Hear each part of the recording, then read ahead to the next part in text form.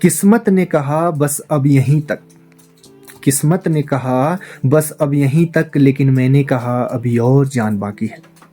दोस्तों, कहते हैं इंसान को अपने जीवन में रिस्क लेना बहुत जरूरी है। जो लोग अपने जीवन में रिस्क लेते हैं वही कुछ बड़ा या फिर विशेष कर पाते हैं।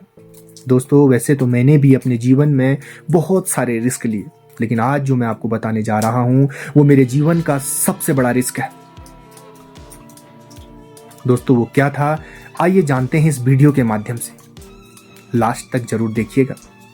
जय हिंद दोस्तों, मेरा नाम है राजू जोशी। मैं उत्तराखंड के पिथौरागढ़ से हूं और आप देख रहे हैं चार भाइयों का संघर्ष। दोस्तों, कल की वीडियो में मैंने बताया था कि किस प्रकार एसएससी के जो मेडिकल में जब मुझे रेफर कर दिया गया था दिल्ली में, तो वहां पर 1 महीने तक मेरा रीमेडिकल चलता है। दोस्तों, अंत में होता यह है कि मुझे बाहर कर दिया जाता है। कारण मेरे कमर में एक छोटी सी गांठ जो बचपन से होती है, जिसमें मुझे डॉक्टर ये कहकर जो है बाहर कर देते हैं कि बेटा तुम फौज का सपना छोड़ दो, कोई और जॉब ढूंढो। लेकिन दोस्तों, मेरे मन में फौज के लिए प्रेम और एक सपना था जो मुझे रह रह कर हमेशा याद दिलाता कि राजू तू कर सकता है।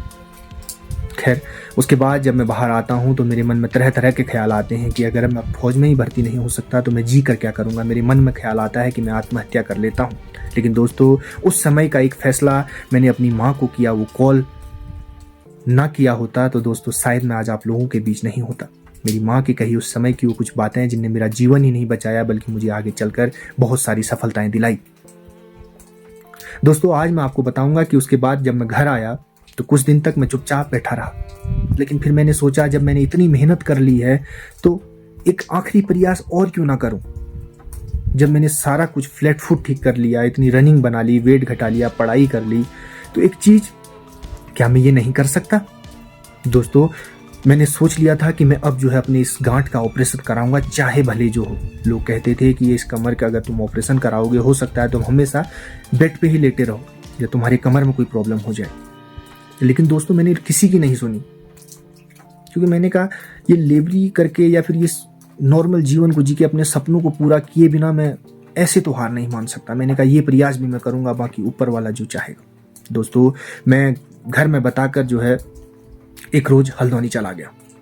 दोस्तों, मैं साथ में ले गया एक राशन कार्ड। आप जानते होंगे बीपीएल का जो राशन कार्ड होता है उसमें जो है सरकारी हॉस्पिटलों में कुछ छूट होती है। और उसके बाद एक उस समय उत्तराखंड में एक मुख्यमंत्री स्वास्थ्य कार्ड बनता था, वो हमारे घर पे बना हुआ था। मैं उसको लेकर जो है हल्द्वानी सुशीला तिवारी हॉस्पिटल में चला गया, क्योंकि सुशीला तिवारी हॉस्पिटल का मुझे बहुत अच्छा ज्ञान जो है हो चुका था, नॉलेज वहाँ की हो चुकी थी। क्योंकि जब मैं, आपको याद होगा, मैंने अपनी मम्मी का इलाज वहाँ पर कराया था, तो मुझे वहाँ के हर एक वार्ड की जो है जानकारी थी, डॉक्टर्स की जानकारी थी, कैसे पर्चा, कैसे जाँचें होती हैं, ये सब।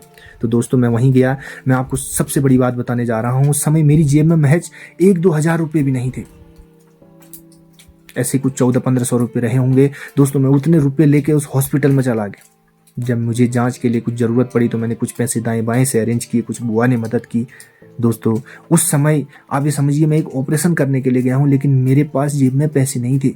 सोचो कैसा मेरा कलेजा रहा होगा, मैं क्या सोच के गया हूँ। बस सब ऊपर वाला कराने वाला था।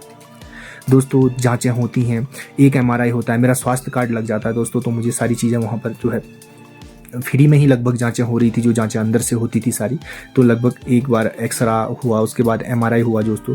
तो डॉक्टर एक वहाँ पर मशहूर डॉक्टर हुआ करते थे, डॉक्टर KS शाही, जिनको मैंने अपनी सारी परेशानी बताई, मैं इस तरीके से आया हुआ हूँ। तो उन्होंने जो है मेरी उस घटना को, मेरी उस बात को जो है बड़ी गंभीरता से लिया, और उसके बाद उन्होंने निर्णय किया कि हम इसका ऑपरेशन करेंगे।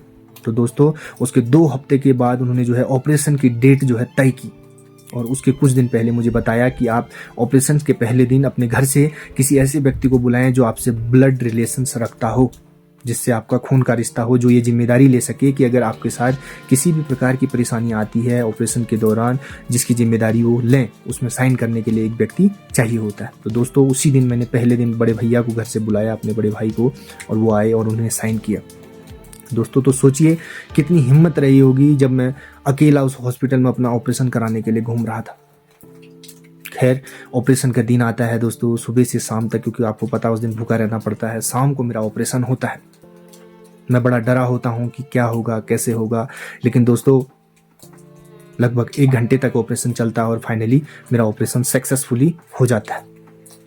डॉक्टर मुझे बताते हैं कि आपके कमर में एक छोटी सी फैट की गांठ है, इसमें कुछ नहीं था, फैट था, और जो हमने आराम से जो है रिमूव कर लिया है, हटा दिया है। अब आपको कोई दिक्कत नहीं आएगी, आपको कुछ दिन रेस्ट करने की ज़रूरत है। आप उसको जो और मेडिसिन जो हम लिख देंगे, दवाइयाँ, उनको आप जो है बराबर लेते रहें।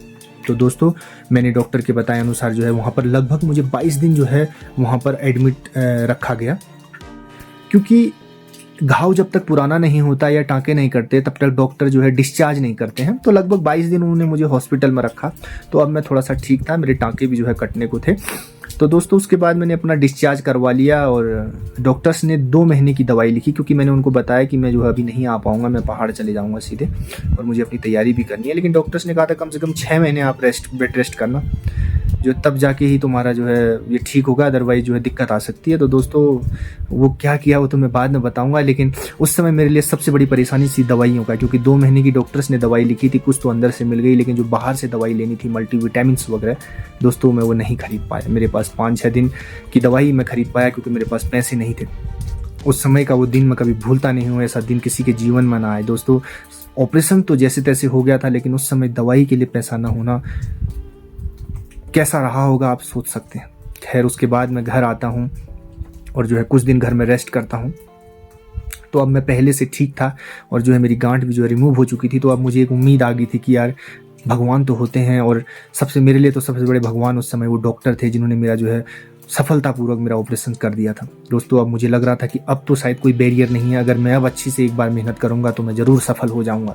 तो मैं उन युवाओं से कहना चाहता हूं जो फौज की तैयारी कर रहे हैं और उनके जीवन में इस प्रकार के, ये तो मेरा तो एक गांठ के रूप में था, तो आपके भी जीवन में कई प्रकार के जो है ऐसे बैरियर आ रहे होंगे, ऐसे पड़ाव आ रहे होंगे जहाँ पर आप हार मान लेते हैं, असफल होने की वजह से आप पीछे मुड़ जाते। पीछे ना मुड़े, अगर आपने ठान लिया है मुझे ये करना है तो आप कर लेंगे, ठीक है। जब तक एज है, जब तक आपकी उम्र है, तब तक आखिरी दम तक जोर लगाइए, जो भी आपकी मंजिल हो। दोस्तों मैं तो एक छोटा सा जो है फौज के लिए तैयारी कर रहा था। लोग बड़े से बड़ी तैयारी करते हैं, लेकिन सबके रास्ते एक ही होते हैं।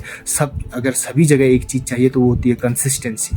आप जब तक जो है दृढ़ता से अपने मनोबल से जो है उसमें नहीं लगे रहेंगे, तब तक आप सफल नहीं हो सकते। तो दोस्तों आज की वीडियो से अगर आपको कुछ सीखने को मिला है तो कमेंट में ज़रूर बताएं। कल मैं आपको बताऊंगा कि उसके बाद मैंने क्या किया, क्या मैं उसके बाद तुरंत सफल हो गया या फिर और कुछ परीक्षाएं बाकी थी, उसके बाद मैंने ऐसा क्या किया जिससे मैं जो है आज यहाँ तक पहुँच पाया हूँ।